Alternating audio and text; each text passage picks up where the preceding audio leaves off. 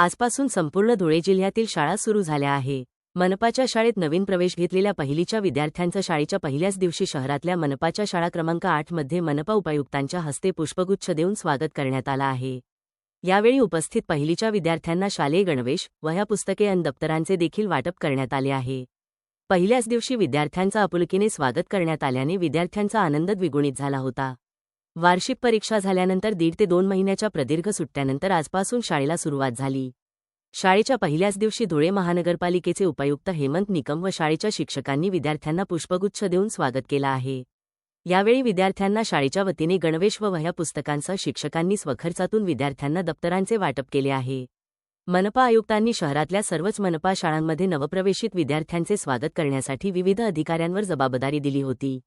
त्याच अनुषंगाने यंदा प्रमाणात अनेक पालक वर्गांनी मनपाच्या शाळांवर विश्वास दाखवत विद्यार्थ्यांचे प्रवेश मनपाच्या शाळेत दाखल केल्याने पालकांचा विश्वास सार्थ ठरवण्यासह विद्यार्थ्यांना शिक्षणाची गोडी निर्माण व्हावी याकरिता हा उपक्रम राबविण्यात आल्याची माहिती मनपाचे उपायुक्त हेमंत निकम यांनी दिली आहे. तसेच शाळेच्या समस्यासंदर्भात पालक वर्ग आणि शालेय व्यवस्थापन समिती सदस्यांनी माननीय उपायुक्त यांना एक निवेदन सादर करून शाळेच्या भौतिक सुविधाबाबत चर्चा करून आवारत भिंतीची मागणी केली. सदर कार्यक्रमात शालेय व्यवस्थापन समिती सदस्य शकील वजीर बागवान, जाहिद अख्तर हुसेन, अताउर रहमान अन्सारी, डॉक्टर शब्बीर इकबाल, सलमा जावेद, शमीम अबू सुफियान, नाझिया मलिक शेख, शाकेरा सादिक अन्सारी, मुख्याध्यापक अनिश तळवी आणि सर्व शालेय शिक्षक शिक्षिका उपस्थित होते.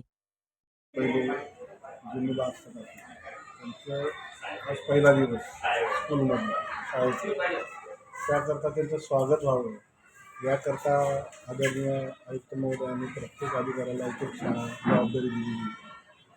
त्या अनुषंगाने आम्ही आपल्या लहान मुलांचं स्वागत करण्यासाठी आम्ही इथं आलेलो होतो. साधारणतः 8 नंबर शाळेत आम्ही आता एकूण 32 ते 33 पालकांनी त्यांचा विश्वास या शाळेवर, इथल्या शिक्षकांवर मी नगरपालिकेवर दाखवलेला आहे.